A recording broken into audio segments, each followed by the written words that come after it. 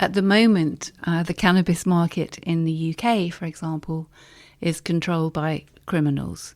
It is crucial that we accept that these cliches we have about drug users are really often not true. And probably the most important question that I will ask today, is it true that if you cough while smoking cannabis, you get more high?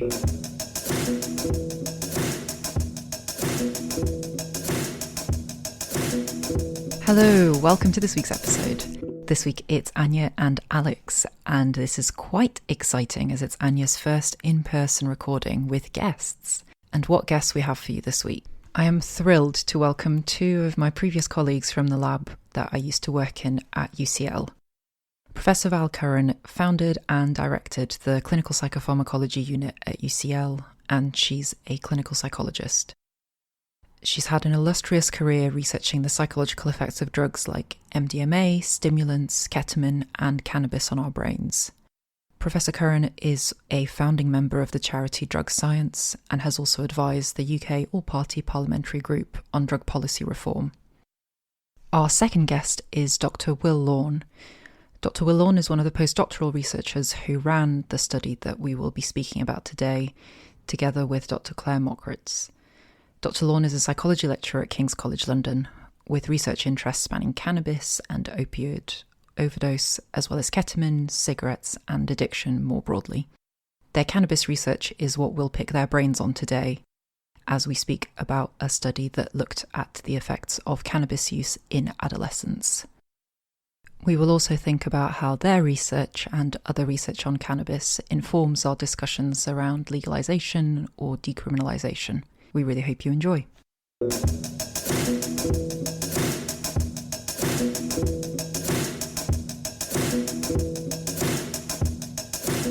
So hello everybody, and we're very excited this week to have Professor Val Curran and Dr. Will Lorne with us to have an episode talking about all things cannabis. I am so pleased that you could both join us here today, so thank you so much. I wonder if to start, I could ask you just to say hello and introduce yourselves and what you do. Hello, Anna. I'm very excited to be here. My name's Val and I'm a professor at UCL. And I've worked for 30 years on drugs that affect the brain and behaviour. I'm a clinical psychologist as well as being a psychopharmacologist. I'm Will. I'm a lecturer in the psychology department at King's, and I've had the pleasure to work with Val mainly for the last 8 or 9 years, but I recently moved to King's to be a lecturer on the psychology undergraduate course there. My main interests are cannabis, adolescent cannabis use and the consequences of that, and then also other drugs like ketamine and opioids. Fantastic. Thank you so much. And that cannabis and its effects in adolescence is where we will start today. You have recently completed an amazing study which was looking at the effects of recreational cannabis use in adolescents and comparing that to in adults in a few different ways. I'm wondering if I could ask you to tell us a bit about how the idea came about, why this became an area that you thought was important to think about. Well, there was background in epidemiology suggesting that adolescent onset of cannabis use might be more damaging than onset later on. There were also some preclinical work suggesting that young animals had more severe reactions to cannabis or cannabinoids than older animals. But the main impetus for CannTeen came from work by Claire Mockritz when she was doing her PhD with us, with myself and with Tom Freeman. And Claire was interested in seeing if adolescent humans would actually respond differently to cannabis to adult humans. So this was kind of the first study of that kind where you're actually giving drugs to adolescents. And we're only allowed to go to as young as 16-year-olds because of ethical reasons. You can imagine it's quite hard to get parental consent to give cannabis to children who are less than 16, whereas 16-year-olds can give their own informed consent. And so she did this study where she gave weight-adjusted doses of cannabis, which were inhaled through a medical machine. And she found there was a very different pattern of effects in adolescents. So given the acute cannabis as compared with a matched placebo cannabis, the adolescents wanted more, even, when they had an acute dose, whereas the adults had the more normal response of thinking, wow, I'm stoned, I don't want, that's enough, I don't want any more. But the adolescents were really keen to have more. So it seemed like their satiety mechanisms were different. And also we had a task where, a stop signal task it's called, which assesses impulsivity. And we found that the adolescents were much more impulsive following the active cannabis, whereas it had no effect at all on the adults.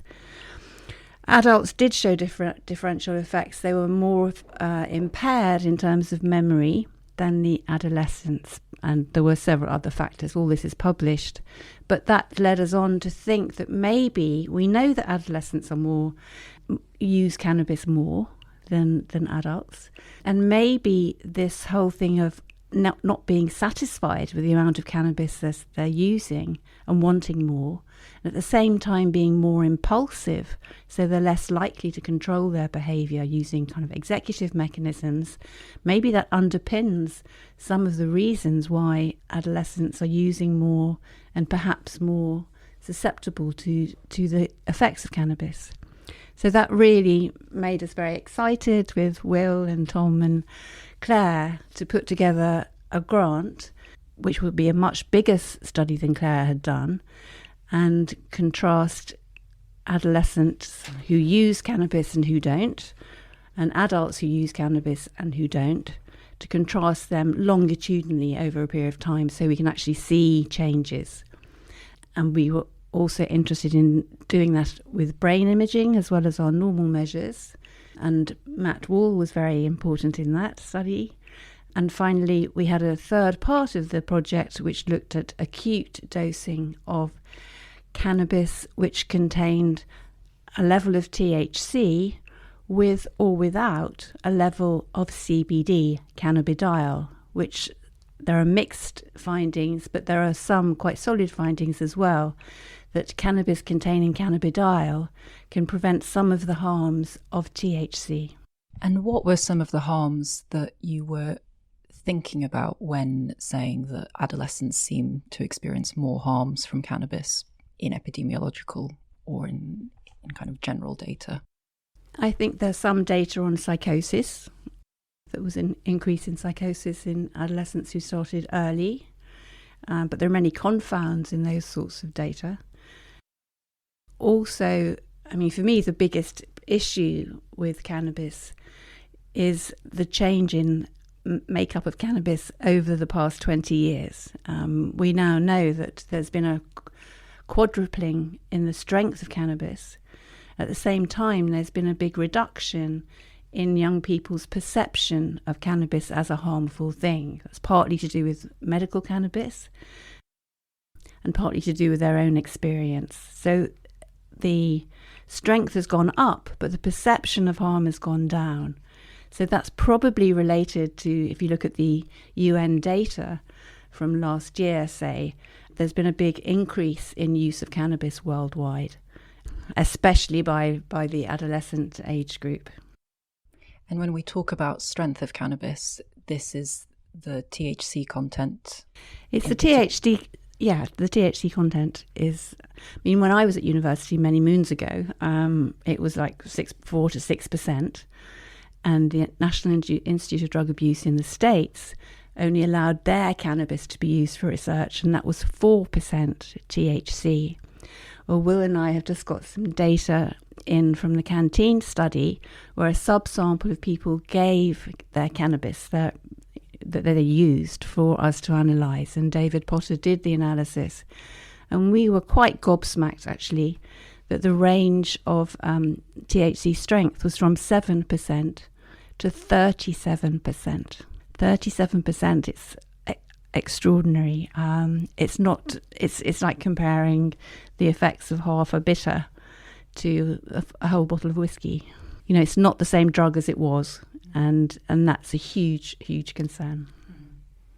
And the THC is the bit in cannabis that is particularly responsible for the high, the intoxicating effects. Yes, the THC is what makes you stoned, is why people use it. And there is data that Tom Freeman has shown that the higher as THC is increased, so has first-time entry into treatment of people for cannabis addiction. So we really think THC is central to the problems of addiction that we're experiencing today compared to 20 years ago. And in terms of, again, just setting the scene for what it was that you found in the study that you've recently completed, you also talked about CBD as being one of the things that you were testing. I wonder if you could speak a little bit about why that was a question and what your curiosity with CBD was. CBD is a very interesting cannabinoid in cannabis. I mean, cannabis is my favourite drug, actually. It's a potential treasure trove of medicines. It's such a complex plant. Most research has just been done on THC and CBD, so I'll stick to that. But there's potential for a lot more research in the future. CBD, Celia Morgan and I, in 2008, found that if people had CBD in their cannabis, and we judged that by looking at hair levels over a 3-month period of cannabinoids, we found that people whose hair had only THC and no CBD had more psychotic symptoms than people who had THC plus CBD, who were the same as people who had no cannabinoids in their hair. So this suggested to us that CBD protected against the psychotic-like effects of THC. And I think the work that's been done here at the Institute of Psychiatry has kind of, and by Levica, who's now in Australia, was in Germany, those kinds of studies have shown that it's potentially a good treatment as well for psychotic type problems. So we've set the scene a little bit for why this study into looking at what it might be about adolescents that might predispose them to harms from cannabis, what it might be that might be protective, but also just more generally, what are the differences between adolescents and adults? Exactly. There's just one more thing I should mention, is that there is an endocannabinoid system in everyone's brain that's particularly important during adolescence. In terms of, in adolescence, you're getting changes in frontal lobe development, but also in connectivity between frontal lobes and other areas of the brain. And these are reflected in synaptic pruning and white matter development. So that if you, then that person undergoing those brain changes has exogenous cannabinoids, so they're inhaling cannabis or eating cannabis, that would therefore suggest there's a potential for more damage to that brain state than there would be to a fully formed adult brain state. Do we have a sense of what the function of the endocannabinoid system is? So the endocannabinoid system, the way that it works is that endocannabinoid, like endogenous ligands, are released from the postsynaptic neuron, and they bind to the presynaptic neuron to sort of temper activity from the presynaptic neuron. So they might inhibit the release of, say, glutamate or GABA from the presynaptic neuron. So it's to like kind of control activity. In terms of sort of like at higher levels, it plays a key role in mood processing. It plays a key role in appetite. So of course, THC gives you the munchies. It makes you euphoric. Of course, we can think about how the effect of exogenous cannabinoids, like on kind of psychological functions, that gives us a glimpse into what the endocannabinoid system is doing. But because it's a kind of neuromodulator, it's modulating the impact of many other neurotransmitters. It plays a crucial moderating role in many different psychological and neurological processes. So let's come to think about what the study showed and did. So the study was called CannTeen, so looking at cannabis use in teenagers. I wonder if you could speak a little bit about what you've found in terms of what's been published, or also maybe what hasn't yet been published at the start. So when you just look at, you've got your adolescents, you've got your adults, who use cannabis and you've got the ones who don't use cannabis. How are they different? How are they similar? What did you find? So maybe just a bit more context about the study, the CannTeen project. The observational study, which was longitudinal in design, but we'll probably mainly talk about the cross-sectional results, the differences between the groups at that first time point. We had 274 participants in total, and they were split evenly between 4 groups: adolescents who used cannabis, adolescents who didn't, adults who used cannabis, and adults who didn't. And the cannabis users were using cannabis 1 to 7 days per week, with an average of about 4.5 days per week and about 0.5 to about 1 grams on days of use. So a crucial strength of the study is that we had targeted frequent cannabis users, and that was a major limitation from previous research, which, you know, might consider someone who uses cannabis once a month to be a cannabis user, and so you may well miss associations there. So we had these 4 groups, and you asked what kind of differences we originally found, and Val's obviously talked about the pre-existing literature suggesting that adolescents might be at greater risk of harm for addiction, for psychotic-like symptoms, for cognitive function. And our results didn't quite support all of those scary hypotheses. The headline finding so far is that teenagers are much more likely to be addicted to cannabis, to have severe cannabis use disorder, than adults who use cannabis. And that's a really replicable finding. It's been found in many previous studies. They're about 3 times more likely to have severe cannabis use disorder than adults who use cannabis. But across other domains, so mental health like depression, anxiety, and psychotic-like experiences, so this is not clinical psychosis, it's also not clinical depression, but in terms of these sort of sub-threshold levels of mental health problems, we did not find any adolescent vulnerability to the impacts of cannabis. And that was also the case for our measures of cognitive function, which included verbal episodic memory, spatial working memory, and response inhibition. So looking at that preliminary data, it doesn't suggest that the adolescents were particularly more vulnerable in most of those domains that we assessed. Which is brilliant. This is the fun bit of science, right? Like when you get something that kind of completely surprises you compared to what you were expecting. So you found, although you were expecting that adolescents might be experiencing more depression, more anxiety, might be having more signs of psychosis, that wasn't borne out. But what you did find, and hopefully we'll talk about more as we proceed, is this, that they seem to have more dependence on cannabis. They get into a state where they need more and more of the cannabis, or where they find it difficult to continue their life without cannabis. I wonder what the but is to that, or are there any caveats that? Yeah, massive caveat is that this is the cross-sectional data. So we collected data for change over 1 year at 5 different time points, and also with a brain scan at the baseline session and at the end of the year. And we haven't yet analysed the change over time. So it may well be that the adolescent cannabis users show a much worse trajectory in terms of their mental health than the adult cannabis users. I predict that won't be the case in our data, but we just have to wait and see, and we don't know yet. The other caveat is that that's only just 1 year. And I'm now conducting a follow-up study with the same participants 2 to 4 years after they started taking part. And so we can see how they've changed into their early 20s for the adolescents and into the early 30s for the adults.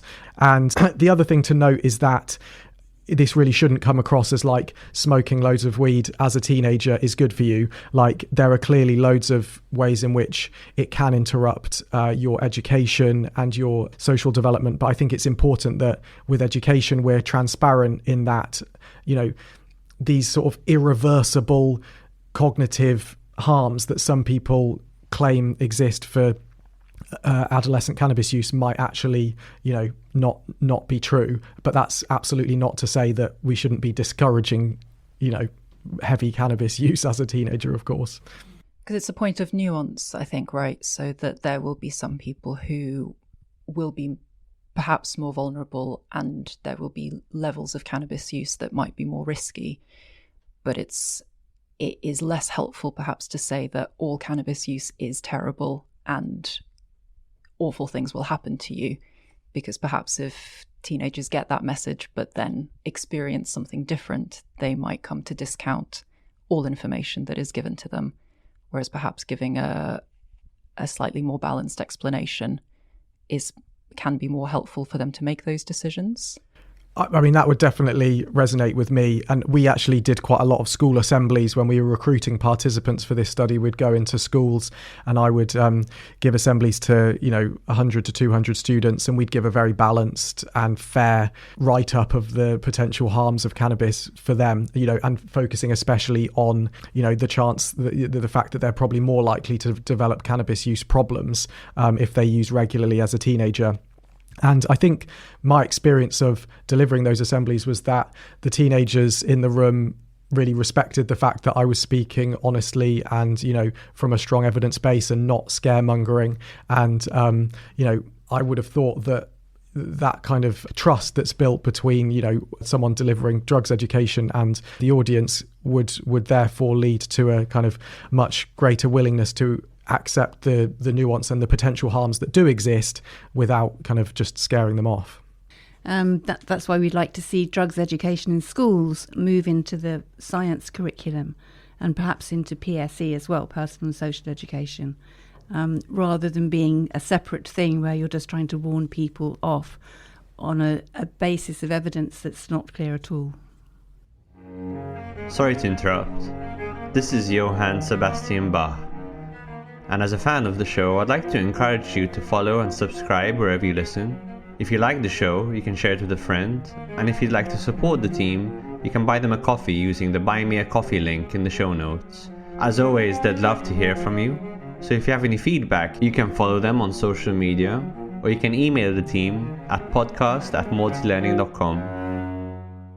And this may not be quite related to what you found from CannTeen so far, but I'm curious about what you make of some of the data around psychosis specifically. So it's something that we've had discussions on the podcast before, and there has been a lot of talk about some of the quite strong links that do exist between cannabis use and the development of psychosis for some people. Again, I wonder how you view that, how you think about those links. In terms of the relationship between cannabis use and psychosis as a whole, I think it's kind of been proven beyond doubt that there's a very robust association there.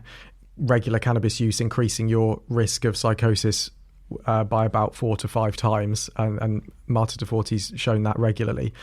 There have been some really interesting Mendelian randomization studies and twin studies which have thrown cats amongst the pigeons, showing that the relationship isn't as simple as necessarily cannabis use causes the increased risk of psychosis. Some great research by a researcher called Schaefer using twin surveys in I think it's Michigan and Minnesota, showing that if you've got twins who are discordant for cannabis use, but of course these are monozygotic twins, so identical twins.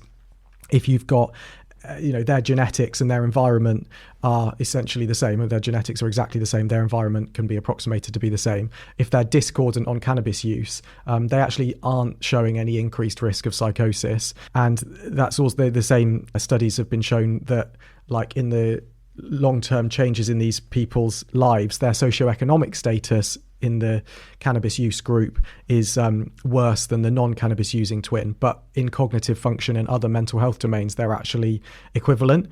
So that research is really suggesting that with psychosis and maybe with some other downstream effects, cannabis might not be having the really detrimental effects that has been shown in other research. But I think, like, the received wisdom and probably the erring on the side of caution is that, like, heavy regular cannabis use, especially of high potency skunk type cannabis, increases your risk of psychosis from a risk of about 0.5 or 1% in the general population to about 2 to 4% in heavy cannabis users. So it's a harm that's worth considering. And it's a complicated combination of the cannabis with what your life is like generally, what your genes, kind of what you're born with, but also what is going on in your environment, what is going on in the social sphere of your life. Right. There's so many risk factors, like complications at birth, living in big city, your mother having influenza at different trimesters, cannabis use seems to be like potentially an important contributory cause, but certainly not unnecessary or a cause that's absolutely going to precipitate psychosis. I mean, in heavy cannabis users, like 97% of them are never going to develop psychosis. I mean, I think that's an important way to look at it. People that are smoking cannabis every single day, the vast majority of them are not going to get psychosis. But wouldn't you warn people who do have psychosis in the family that cannabis would be a bad idea? Yeah, that's a very good point, that you can easily identify who might be at risk if you've got relatives who have had psychosis or psychotic-like experiences and you have any of those other risk factors. It's better to avoid it for that reason. And of course, people that do have psychosis, cannabis use is seems to be a really negative impact on their prognosis and their likelihood of treatment success. I know that Ed Chesney's done a lot of really great work on this recently. He's actually doing an experiment where he's administering cannabis to people with psychosis to look at how that affects them. And on public health levels, it seems like a lot of the harm that cannabis does to public health is actually focused on people that already have psychosis, because smoking a lot of cannabis when you've already when you have psychosis is really damaging to your treatment success. So that's a really crucial message to get across. Mm-hmm. So it's probably useful to think about it in the sense that, just like with any substance, there will be a section of the population who are particularly vulnerable to the negative effects of it.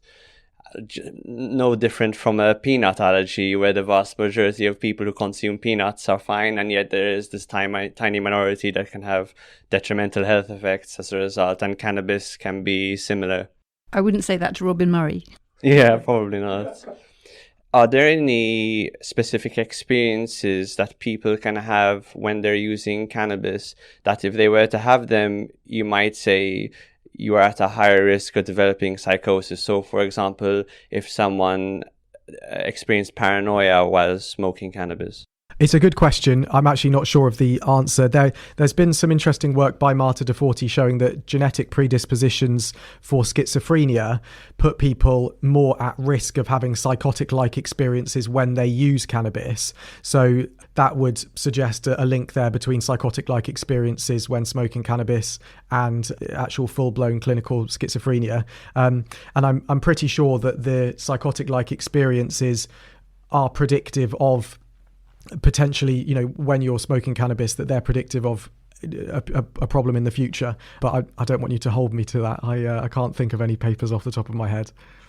There was one study by Claire Mockritz where she showed it didn't show an effect of adolescents, but it did show an effect of THC on increasing likelihood of perceiving connections between words. So whether or not that acute experience, the negative experience while you're high, is predictive of longer term problems, I think that's a really interesting question. Our lab, Val's Clinical Psychopharmacology Unit, did a lot of experiments where we investigated the acute effects of THC or cannabis on psychotomimetic effects, so producing psychotic-like effects in the moment. The study that Val's referring to, and also something that we looked in CannTeen, is that THC reliably produces paranoia and other psychotomimetic effects. We've sometimes found that CBD is protective in that effect. And Amir England, of course, has looked at that a lot as well and found very mixed results. But crucially, adolescents in our CannTeen experiment did not show a greater risk of having a psychotic-like experience. So that was one of our key primary outcomes for the experimental arm of CannTeen, which we haven't really talked about so far yet. And we were predicting that there would be a difference between the adult and the adolescent response when you were high. But in fact, the same levels of like paranoia and hallucinations and other psychotic-like experiences were seen between the two groups. I'd love to ask you more about the acute study. So this was a study where you administered THC on its own, and then THC with CBD, and then a placebo cannabis that looked and smelt and felt the same as cannabis when it was being inhaled, but had nothing active in it. And you had a group of adolescents, a group of adults who normally used cannabis, again, roughly a couple times a week. And then you saw what happened to them. Tell me about that study and what you found. Well, you described it very well, Anya, and that's probably because you helped design the whole experiment, wasn't it? You set it up with us. And that was a great experience running that study with you a few years ago in 2018, 2019. And yeah, I mean, it was all based on Claire Mockrish's and Val's previous experiment where teenagers and adults had been given cannabis or placebo cannabis, and all of those differences had been found. But there were some limitations with Claire's smaller study, which were that the adolescents and adults used slightly different amounts of cannabis, slightly different frequencies of cannabis. So the adolescents were actually using more regularly than the adults, which could have produced a bit of tolerance and led to the discrepant impacts of cannabis in the groups. So we very, very carefully matched cannabis use frequency in the adolescents and the adults at about 1.5 days per week. We also included women. Previously, it had just been a male study with Claire's previous work. And we collected pharmacokinetic data and did brain scanning as well while people were high. So the cannabis was vaporized in a volcano vaporizer, inhaled using a standard inhalation procedure from these quite funky balloons covered in a black bin bag to prevent the participant from seeing the contents of the balloon, and then done in a double-blind placebo-controlled way. And our 3 primary outcome variables were the subjective strength of the effect rated by the participant in field drug effect, the psychotic-like experiences that I mentioned previously, and also verbal episodic memory, so how well you can remember a story that's been told to you. And in summary, cannabis did all of its expected things. When you're high, you know, if you've smoked weed, you'll know that your verbal memory is shot. You might have these quite unpleasant paranoia or anxious-like effects, and you feel high, of course. And so we saw all of those things. But, lo and behold, this time the adolescents responded exactly the same as the adults. And so it did not replicate what Claire had found previously. And probably the most important question that I will ask today, is it true that if you cough while smoking cannabis, you get more high? Did you get any findings on that? Well, you talk about coughing, Anya. It's we haven't yet tested that crucial question scientifically, but we do know that CBD in the cannabis makes you cough way more. So we had a third condition, as Val mentioned, with THC and CBD in, and people really struggle to get the CBD down there into their lungs, and it causes a lot of aggravation, which could potentially cause some kind of scientific limitations about how successfully all of the cannabinoids have been absorbed and actually taken down into the lungs. Whether if you cough you get more high, I'm gonna leave that up to people who regularly use cannabis to let us know. And so you've said that between the adults and the adolescents there weren't any differences. What about with the CBD? Because I know that you said that you were wondering if it might, or at least in data that we have just from seeing what people smoke in their day-to-day life, it seems like maybe there's some protective effect of smoking cannabis that has more CBD, or using cannabis that has more CBD in it. What did you find in this acute study in terms of what CBD did to people's experiences of getting high, in terms of any of the less pleasant effects like the anxiety, the paranoia? Yeah, so if we'd have had this conversation 5 years ago, I think there would have been a lot of excitement about CBD cannabidiol being a protective part of cannabis. Unfortunately, we didn't find that CBD moderated really any of the harmful effects of THC. And, when I talk about harmful effects, I'm talking about this impairment of verbal memory and the psychotic-like effects. So those conditions looked essentially identical. To some extent, they even looked as if CBD was actually augmenting some of the effects of THC and making people get higher or have slightly more paranoia. They weren't really statistically significant, so I think it's best to just consider them essentially equivalent. And what we've learned from some of Amir England's more recent work and from other experiments around the world is that perhaps a moderate dose of vaporized CBD is not enough to protect against some of the harmful effects of THC. But as Val mentioned, repeated high doses of oral CBD, like in Leviker's trial of CBD as a treatment for psychosis, as like 800 milligrams of CBD per day, that may well be like medically and therapeutically beneficial for treating psychosis. Or for instance, in Val and Tom Freeman's study of cannabis dependence, that was 200, 400 or 800 milligrams of CBD, and that seemed to be effective in treating cannabis dependence. But, and I'll let Val talk about that more, but in our study here, roughly 25 milligrams of vaporized CBD was not protective. It doesn't seem like in the moment a small dose of CBD is going to alter your experience. Yeah, I think we need to do a lot more research on CBD interacting with THC, because the research as a whole has produced very mixed results. Certainly, I agree totally with Will that the small dose of CBD we gave in CannTeen did not show an effect interacting with THC. But when we did an RCT, Tom Freeman and I, looking at 3 doses of CBD, so those were 200, 400 and 800 milligrams per day, given to people who had cannabis use disorder, according to all the usual criteria. We found a sort of inverse dose-response relationship, which was very interesting in the effects of CBD in these people who were clinically addicted to cannabis. So basically, we had a Bayesian design. We found that the 200 milligrams per day did nothing. This makes me very much, concerned that we're not giving enough at the moment. But both the 400 and 800 milligram doses did show effectiveness in reducing our 2 main outcome variables, which were THC metabolites in urine and timeline follow back, so self-reported use of cannabis over the 1-month treatment period. And the effects lasted well beyond the trial.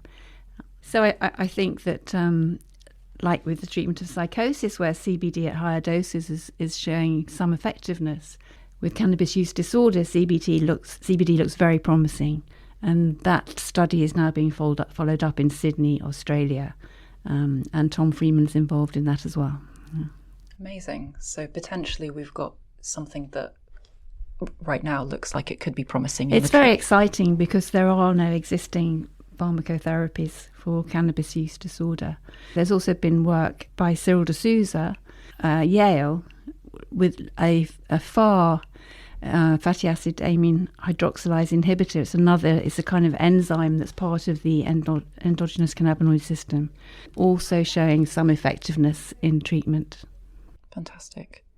And I guess an important point to make when you talk about the low doses of CBD that were used in CannTeen is that was, I think, aiming to mirror what exists in cannabis, that people at the moment, if they're buying it, that's what they can access. Those are the amounts of CBD. So was that part of the thinking, was to have something that might be relevant to people who are using cannabis recreationally? Yes, that was part of it. Although looking at cannabis nowadays, what's available on the street, there's the samples we had in CannTeen. There were only 2 samples out of 40 that had more than 1% of CBD. No, 0.1%. I mean, it was all negligible CBD, really. It was all negligible CBD. And the trend of surprising results in CannTeen doesn't really stop with what you've already described. I know that some of the results from some of the other work that's been published busted a few myths and misconceptions around cannabis use, or contribute to evidence that might help bust some of those myths. I wonder if you'd feel up to sharing those. Always a pleasure to bust myths, Anya. So Martina Scumlian, so many shout outs during this interview, because it shows what a big project CannTeen was and how many collaborators were involved and how much hard work went into it. But so Martina, who's a PhD student at Cambridge, analysed the data about apathy and amotivation and anhedonia to sort of investigate the myth of the lazy stoner, that people who smoke cannabis are less motivated to, get things they want or enjoy other parts of the world. And they found that, Martina found that actually there's no evidence in that at all. The apathy levels and anhedonia levels were equivalent between cannabis users and controls, and there was no moderating impact of age group. And I think it's it's really important that we fight stigma around drug use, and although I guess that's kind of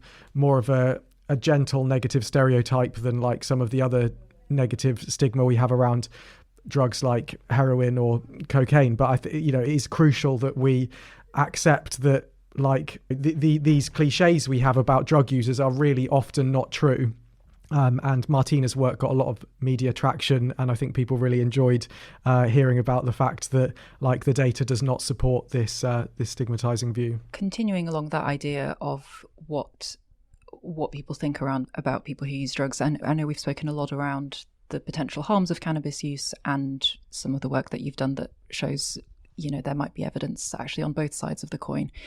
But I wonder if you could talk to why is it that people like using cannabis? Because no one uses any drug to get dependent on it or to experience unpleasant psychosis effects. What is it that people seem to like about cannabis? What have your data shown about that as well? Well, of course, like you say, people use drugs because they like them. And the vast majority of people who use drugs don't have problems and don't become addicted and are making goal-directed decisions, value-based decisions that the drugs they're using give more benefits than the harms they cause. And I think that's really important to bear in mind. In terms of cannabis's specific impacts, I think it's really important to remember that the vast majority of people who use drugs don't have problems with them and aren't addicted and take much more pleasure and benefits from them than the harms that they cause. And for cannabis in particular, in our experimental work, we, as always, showed that the like drug response was caused by the administration of cannabis. But in terms of how it altered enjoyment of other pleasurable things, we showed that when intoxicated on cannabis, your ratings of enjoyment for listening to music, eating chocolate, and watching a Simpsons cartoon were all significantly increased relative to placebo. And in the observational study, we showed that people rated that cannabis increased their enjoyment of food, socializing, sex, and listening to music. So yeah, it kind of goes without saying that drugs can improve various experiences, but nice to know that we've empirically demonstrated it. I think most people who had experienced this drug will be very pleased to be told that the munchies has a scientific basis. I wonder if, from your experience of running the study, what kind of things were participants just saying to you, even informally, that you maybe haven't captured, that science can't necessarily capture in a publication? But what was your experience of working with all those young people who were using cannabis and adults who are using cannabis? The experience of working with the young people was really energizing, is really enjoyable. They were obviously fascinated by the study. We had very, very few adverse effects. When they did happen, they were, dealt with very safely by a doctor on site. Probably the experiences that stick in memory most are when people have quite vivid psychotic type experiences, which do happen to about, roughly 25% of the participants when they're on the active cannabis. So we had people saying that they heard, like Carly Rae Jepsen singing to them in the MRI scanner. We had someone who was convinced that we were the police who were getting their details and were later going to pass on their details to law enforcement, which is, you have to reassure them that you're just doing a scientific experiment, and then they 45 minutes later they're laughing about the thoughts that they had. But in general, people, as you'd expect, giggle and kind of have a nice time, but are quite bored by the end of a 4-hour experiment, to be honest. And I wonder how you bring all this work together. I mean, Val, I know you've spoken that you've sort of had a long career looking at cannabis. How do you think about the legal status of cannabis? How do you think about how harmful it is? What is helpful for people to know if they use cannabis, about how to use it safely? Can you use cannabis safely? How do you think about that? Yeah, that's a really important question. The central issue for me is that the strength of cannabis has gone zooming up over the last 20 years. So we're not talking about the same drug as we were talking about 20 years ago. Also in its constituent cannabinoids, as I mentioned, CBD has virtually disappeared from the cannabis you can buy on the streets. So at the moment, the cannabis market in the UK, for example, is controlled by criminals. And they know that by increasing the level of THC in cannabis, they can increase the number of people who are addicted, and that helps promote their market and their profit. There have been much debate, and there's ongoing debate in Parliament about all this. And clearly, if we could produce a cannabis market that was much safer, so that the level of THC was kept down to around 10%, and the level of CBD was increased a lot, where people could obtain cannabis from a more secure supply and be given harm reduction advice at the same time, that would make an enormous amount of sense as a public health move.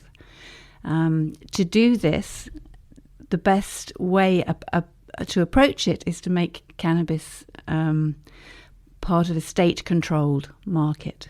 So we're going to take the drug out of the hands of criminals and put it in the hands of people where, like you'd go into a chemist to get an ordinary over-the-counter drug, you'd be giving cannabis of a known composition with health warnings and with other kinds of advice to young people.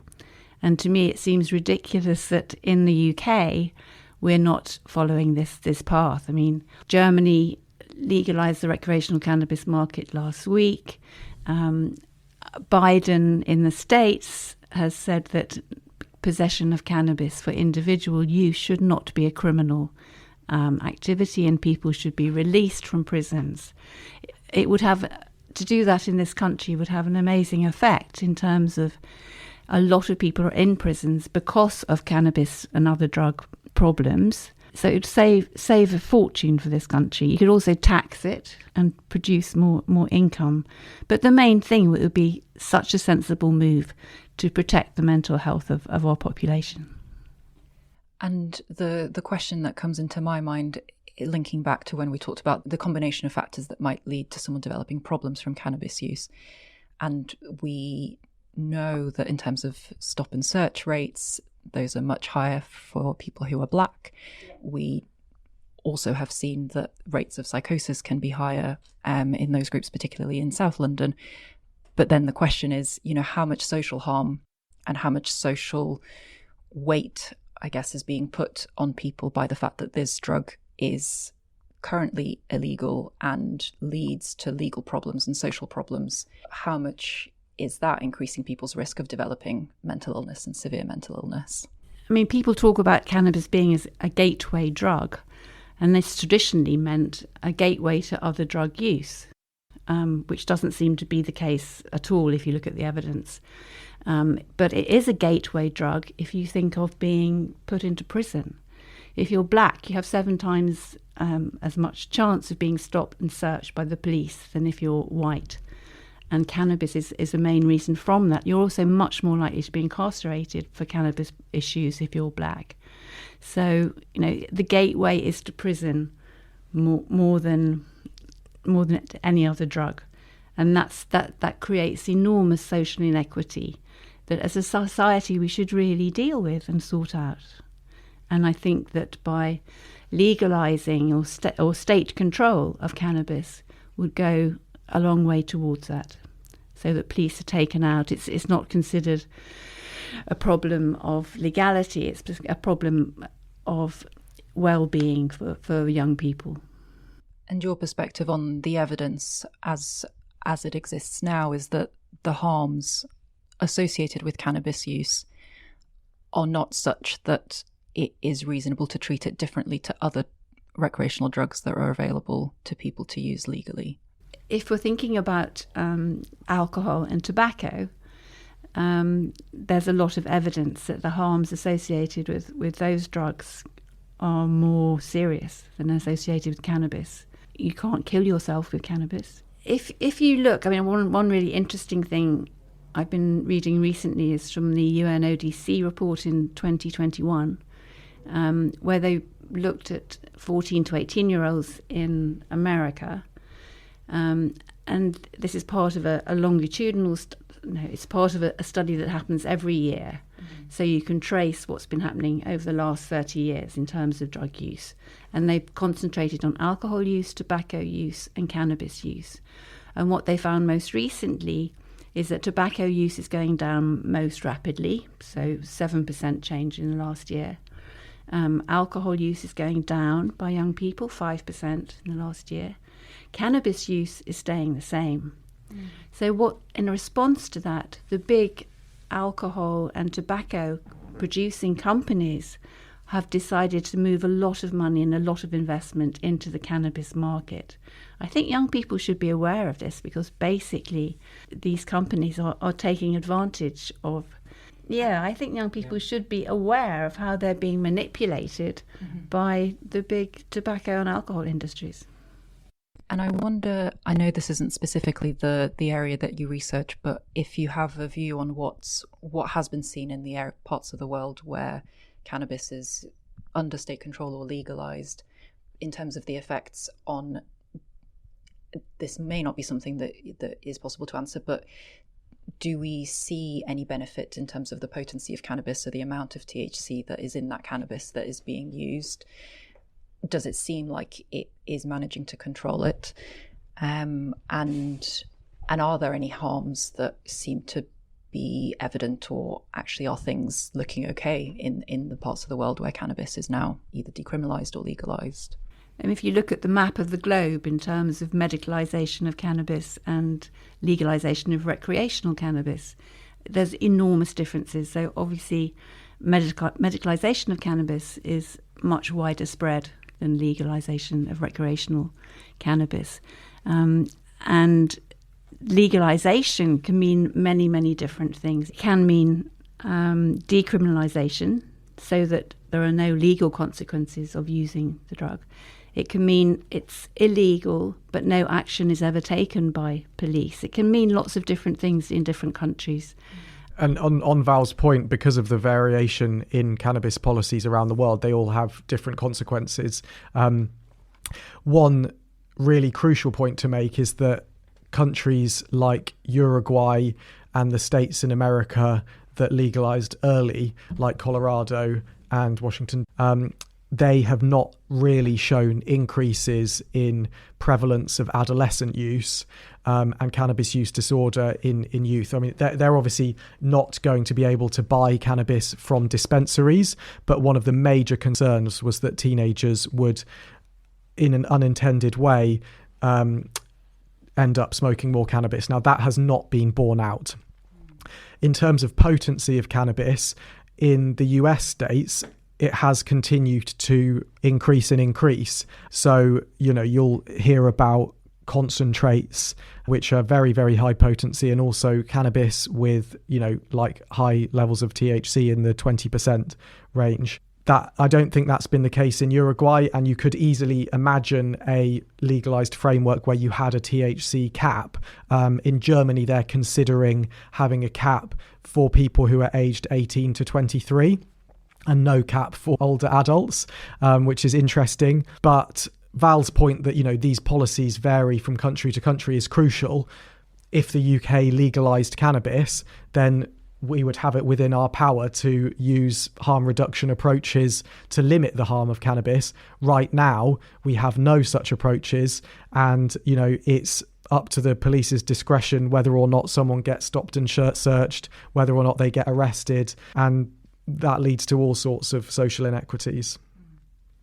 In terms of harm reduction, is there anything that you think is helpful for people to know about what science tells us are, if you're choosing to use cannabis, what would be a safer way to use cannabis? Well, of course, the first thing to say is that no, cannabis use is ever without risk, although it is relatively probably less harmful than many other drugs like alcohol and tobacco in the long term.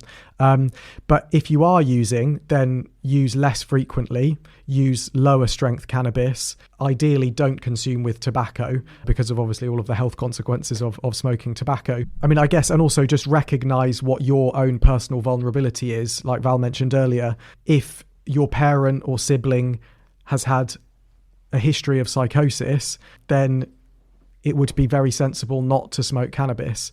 And there are other risk factors, other mental health risk factors or addiction risk factors in your family that should, set alarm bells off the thinking, okay, you should probably consider this quite carefully. But really, I think just for instance, if you're an adolescent and you're smoking cannabis, advice would always be limit it to the weekends, limit to less cannabis on those days of use, and try not to smoke incredibly high strength skunk. And I mean, I will be drawing us towards a close, but I wonder if there are any areas either that we haven't discussed, but also you've both done so much work in cannabis, or perhaps looking forward, what are you excited for in cannabis research, either in your own work or around the world? What do you think are important areas that are being looked at? Something that I'm really interested in is whether particularly young adolescents, let's say 12 to 14-year-olds, are at a really heightened risk of harm. So we looked at 16 to 17-year-olds, and some of them started smoking a few years before that, but there are some people. So I recently looked at the NHS digital data set on drug use in teenagers, and about 2 to 3% of 13-year-olds are using cannabis, which isn't a huge number, but you think about how young you are when you're 13, you're very much still a child, you're still developing. So I'd really like to investigate what the consequences of cannabis use are in that younger age group. Now, that, of course, would require parental consent. So that will be a challenge for any future avenues there. And in terms of trying to reduce the harms of cannabis, I think it's going to be really, really interesting for the policy researchers to further probe the impacts of these, hugely consequential law changes, decriminalisation, legalisation, all of the different kinds of harm reduction measures you can implement, or perhaps just leaving it up to the market to, for companies to make as many billions of dollars as they want. What's the impact of that? That's going to be absolutely crucial for our understanding of cannabis and how we can best enjoy it while limiting harm as much as possible. Yeah, I mean, I worry about, it would be important to look at the effects of different kinds of policy across the world. I mean, in the United States, you can have cannabis-based weddings where the bride carries a cannabis bouquet. It's been allowed to develop like the alcohol industry. So it depends on the particular state, but there are very few restrictions. It's been very much a capitalist approach to developing both the medical side and the recreational side of cannabis. Canada's not been quite so liberal, and it's collecting more data. But I think we should really be thinking about doing something in the UK where the cannabis is completely constrained, and medical use has hardly happened at all, with only about 3 prescriptions on the NHS having been written. So there's a lot to be done in all that area. But we really need to know what policies make cannabis use as safe as possible. Mm-hmm. And that's an open area still at the moment. Yes, it still needs a lot more work. Yeah. And it sounds like we're going to have to invite you back to talk about medical cannabis. So watch out. So Professor Valerie Curran, Dr. Will Lorne, thank you so much for giving up your time today and coming to talk to us about CannTeen, what the implications of the study has been, why this research is so important, but also for just generally talking to us about cannabis and what people might be interested to know or might want to know. Thank you. Thank you for joining us. Thanks very Pleasure. much. Thank you.